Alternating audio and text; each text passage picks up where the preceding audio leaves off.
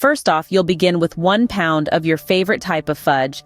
It can be homemade or store-bought. Both are perfectly acceptable. Cut this fudge into small, bite-sized cubes. This step assures a manageable frying process and a perfectly crispy bite. Now comes the dredging. You'll need 1 cup of flour, 2 beaten eggs for the egg wash, and 2 cups of breadcrumbs or crushed cookies. Every piece of fudge is given a thorough roll in the flour, a swift dip into the egg wash, and then a comprehensive coating of breadcrumbs or cookies.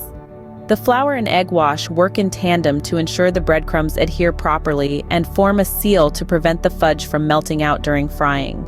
After your fudge has been properly prepared, it's now time to cool it down a bit. Align the coated fudge chunks on a platter and slide it into the freezer for roughly 60 minutes. Speaking of hot oil, you'll want to heat about 2 liters of oil in a deep fryer or a deep pot to 375 degrees. The oil should be deep enough to completely submerge the fudge pieces. Now, the moment of truth, frying the fudge. In batches, to avoid overcrowding, fry the fudge pieces for about 1 to 2 minutes or until they turn a lovely golden brown. Once they've achieved that perfect hue, carefully lift the fried fudge from the oil and allow it to drain on a paper towel.